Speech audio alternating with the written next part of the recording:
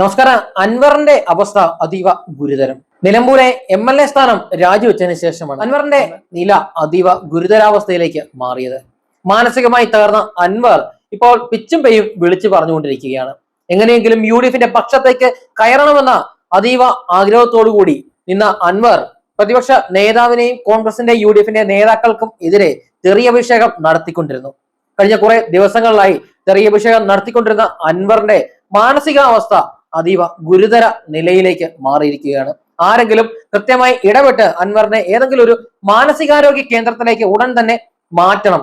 അല്ലെന്നുണ്ടെങ്കിൽ ആക്രമണ സ്വഭാവങ്ങൾ ഉടൻ ആരംഭിക്കും. അൻവറിന് പോലും തന്റെ മനസ്സിനെ പിടിച്ചു നിർത്താൻ പറ്റാത്ത ഒരു സ്ഥിതിയിലേക്ക് മാറിയിരിക്കുകയാണ്. ഇന്ന് പുതിയതായി നടത്തിയ ഒരു വെളിപ്പെടുത്തൽ, UDF-ന് 2026 ഭരണം കിട്ടിക്കഴിയുമ്പോൾ അൻവറിനെ ആഭ്യന്തര മന്ത്രിയാക്കണം. അതുപോലെ തന്നെ അൻവറിന് ആഭ്യന്തര വകുപ്പിനൊപ്പം തന്നെ വനം വന്യജീവി വകുപ്പും കൂടെ അൻവറിന് നൽകണമെന്നാണ് അൻവറിന്റെ ആവശ്യം. എന്നെ ഇന്ന് രാവിലെ 9 മണി വരെ വീണ്ടും വിളിച്ചിട്ടുണ്ട്. വളരെ ഉത്തരവാദിത്തപ്പെട്ടവർ. ഞാൻ മുന്നോട്ട് വെച്ച ചില ഓഫറുകൾ തന്നിട്ടുണ്ട്. ഞാൻ അവരുടെ ഒറ്റ കാര്യമേ പറഞ്ഞുള്ളൂ. VD സതീശനെ UDF-ന്റെ സ്ഥാനത്തിരുത്തിക്കൊണ്ട് ഞാൻ അതിലേക്ക് വരില്ല. കാരണം ഒരു പിണറായിയെ ഇറക്കിയിട്ട് മറ്റൊരു പിണറായിയെ പിണറായിയെ കയറ്റാൻ ഞാനില്ല.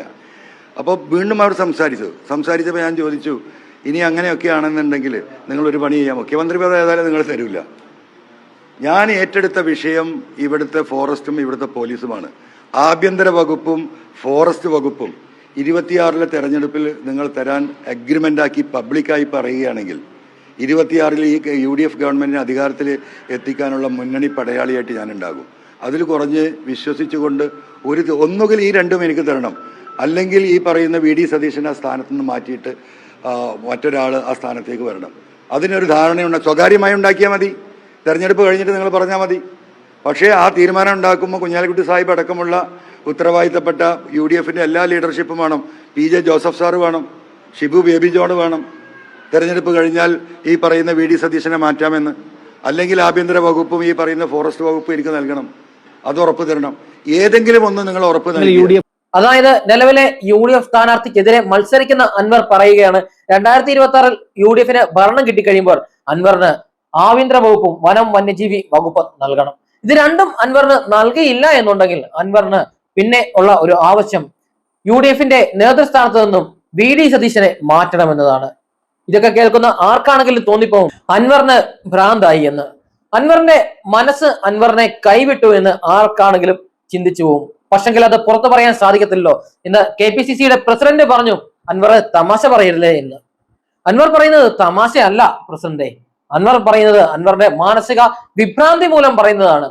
അൻവർ ആക്രമണ സ്വഭാവങ്ങൾ തുടങ്ങുന്നതിന് മുൻപായി തന്നെ നിങ്ങൾ ആരെങ്കിലും അൻവറിനെ ഇടപെട്ട് അൻവറിന്റെ കുടുംബവുമായോ അൻവറിന്റെ ബന്ധുക്കളുമായോ അൻവറിന്റെ ഇപ്പോഴത്തെ രാഷ്ട്രീയ പാർട്ടിയുമായി ബന്ധപ്പെട്ടുവെങ്കിലും ഒന്ന് ഇടപെട്ടിട്ട് അൻവറിനെ എത്രയും പെട്ടെന്ന് തന്നെ ഏതെങ്കിലും ഒരു മാനസികാരോഗ്യ കേന്ദ്രത്തിൽ ആക്കണം. അല്ലെന്നുണ്ടെങ്കിൽ അൻവർ ഇനി ആക്രമണ സ്വഭാവങ്ങളിലേക്ക് പോകും. പിണറായിയോടുള്ള വിരോധം മൂലം പിണറായി വിജയനെ ചിലപ്പം കയറി ആക്രമിച്ചെന്ന് വരാം. അതുപോലെ തന്നെ VD സതീശനെയൊക്കെ പരസ്യമായി ആക്രമിച്ചെന്ന് വരാം. അപ്പോൾ അങ്ങനെ ഒരു സാഹചര്യം ഒഴിവാക്കണം. കാരണം എന്തൊക്കെ പറഞ്ഞാൽ അയാൾ ഒരു മുൻ MLA അല്ലേ.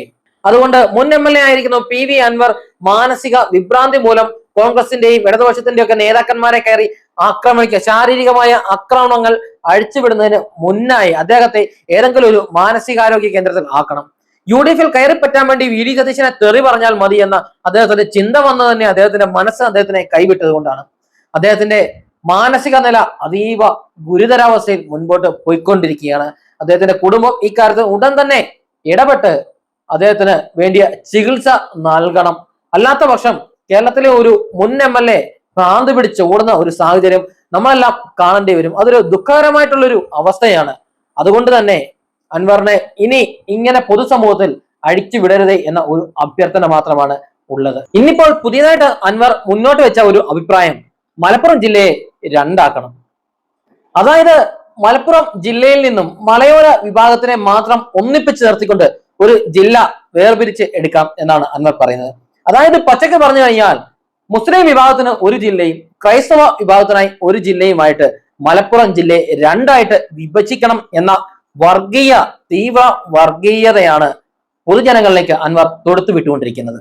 ഇതൊക്കെ എന്തിനാണ് എന്ന് യാതൊരു പിടുത്തവും കിട്ടുന്നില്ല.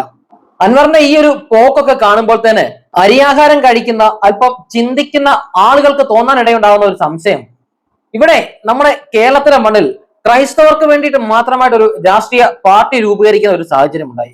അതായത് ക്രൈസ്തവ രാഷ്ട്രീയ പാർട്ടി, അത് കാസയെ മുൻനിർത്തിക്കൊണ്ട് BJP കളിക്കുന്ന ഒരു കളിയാണ്. ആ സെയിം കളിയാണ് ഇപ്പോൾ അൻവർ കളിച്ചുകൊണ്ടിരിക്കുന്നത്. അതായത് ക്രൈസ്തവരെന്നും ഇസ്ലാം വിഭാഗമെന്നും അവർ തന്നെ ആ ജില്ലയുടെ ആ ഒരു പൊതു സ്വഭാവത്തെ, ആ ജില്ലയുടെ ഒരു മതേതര സ്വഭാവത്തെ രണ്ടായി കീറി മുറിക്കുന്ന ഒരു കാര്യമാണ് അൻവർ പൊതുജനങ്ങളിലേക്ക് ഇറക്കി വിട്ടിരിക്കുന്ന ആ ഒരു ചിന്താഗതി. ആ ഒരു ചർച്ചയുടെ ബാക്കിയായിട്ട് ഇനി കാസ വരും. മലപ്പുറം ജില്ലയെ രണ്ടാക്കണം, ക്രൈസ്തവ വിഭാഗത്തിനെ മറ്റൊരു ജില്ലയാക്കി മാറ്റണം, അതിന്റെ തുമ്പ് പിടിച്ചുകൊണ്ട് കാസ വരും എന്ന കാര്യത്തിൽ 100% ഉറപ്പ് തന്നെയാണ്. അപ്പോൾ അൻവറിന്റെ ഉദ്ദേശം എന്താണെന്നും അൻവറിന്റെ ചിന്ത എങ്ങനെയാണ് പോകുന്നതെന്നും ഇവിടെയുള്ള ജനങ്ങൾക്കും മനസ്സിലാകുന്നില്ല.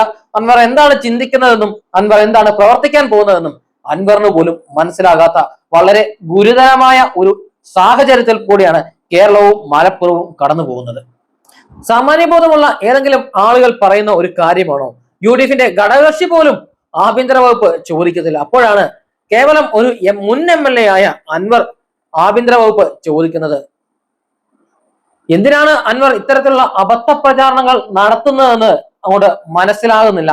അൻവറിന്റെ ലക്ഷ്യം എന്താണെന്നും മനസ്സിലാകുന്നില്ല. പക്ഷെങ്കിൽ ഒന്നറിയാം, അൻവറിന് UDFനൊപ്പം അല്ലാണ്ട് മറ്റൊരു ഓപ്ഷൻ ഇനി മുന്നിൽ ഇല്ല. അല്ലെന്നുണ്ടെങ്കിൽ അൻവർ രാഷ്ട്രീയം അവസാനിപ്പിക്കണം. രാഷ്ട്രീയം അവസാനിപ്പിച്ച് അദ്ദേഹത്തിന്റെ ബിസിനസ് രംഗത്തേക്ക് തിരിച്ചു പോകണം. അല്ലാത്ത പക്ഷം അൻവറിന് ഒരു കാരണവശാലും ഇനി രാഷ്ട്രീയ രംഗത്ത് തുടരാൻ സാധിക്കത്തില്ല. BJPയിൽ പോയി കഴിഞ്ഞാൽ അദ്ദേഹത്തിന്റെ രാഷ്ട്രീയം ആ നിമിഷം തന്നെ അവസാനിക്കും എന്ന കൃത്യമായ ബോധ്യമുണ്ട്. പിണറായി വിജയനെയും മകനെയും മരുമകളെയും ഗോവിന്ദൻ മാഷിനെയൊക്കെ ഇത്രയധികം തെറി പറഞ്ഞ അവർ നടത്തിയ ചില സാമ്പത്തിക ക്രമക്കേടുകളും അഴിമതിയും CPMന്റെ നേതൃത്വത്തിലുള്ള സർക്കാരിലെ പോലീസ്, അതായത് പിണറായി വിജയൻ ആഭ്യന്തരമന്ത്രിയായിരിക്കുന്ന പോലീസിനുള്ളിലെ RSS ബന്ധവുമൊക്കെ അൻവറാണ് പുറത്തു കൊണ്ടുവന്നത്. പക്ഷെങ്കിൽ അങ്ങനെ ഒരു സാഹചര്യം ഉണ്ടായതിനാൽ തന്നെ അൻവറിന് ഒരു കാരണവശാലും ഇനി ഇടതുപക്ഷത്തേക്ക് പോകാൻ സാധിക്കത്തില്ല. അൻവറിന് മുമ്പിലുള്ള ഏക രാഷ്ട്രീയ അഭയം എന്ന് പറയുന്നത് കോൺഗ്രസും UDFും മാത്രമാണ്. അങ്ങനെയുള്ള അൻവറിന് കടന്നൽ രാജയ്ക്ക് UDFിലേക്ക് ഉള്ള വാതിൽ കൊട്ടിയടച്ചു. അത് അൻവറിന്റെ സ്വന്തം കയ്യിൽ കൊണ്ട് മാത്രമാണ്. അൻവറിന് എങ്ങനെയെങ്കിലും UDFിലേക്ക് കടക്കണം. അതിനു വേണ്ടിയിട്ടാണ് ഈ പെടാപ്പാടൊക്കെ പെടുന്നത്. അൻവർ മത്സരിച്ചു കഴിഞ്ഞാൽ 1 കോടി രൂപയിലധികം ചെലവായി പോകുമെന്ന ഒരു ഉറപ്പ് അല്ലെങ്കിൽ കൃത്യമായ ധാരണ അൻവറിനുണ്ട്.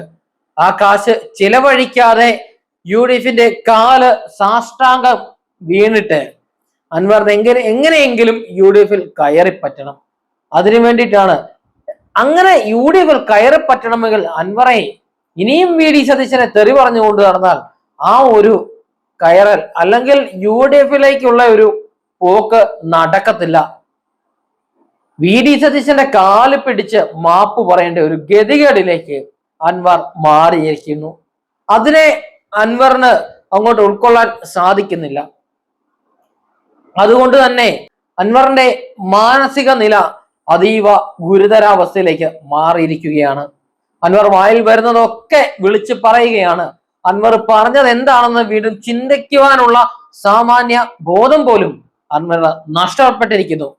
അതുകൊണ്ട് എത്രയും വേഗം അൻവറിനെ ഏതെങ്കിലും ഒരു നല്ല ചികിത്സ ലഭിക്കുന്ന മാനസികാരോഗ്യ കേന്ദ്രത്തിൽ അൻവറിനെ മാറ്റണം എന്ന ഒരു അപേക്ഷയോടെ നന്ദി, നമസ്കാരം.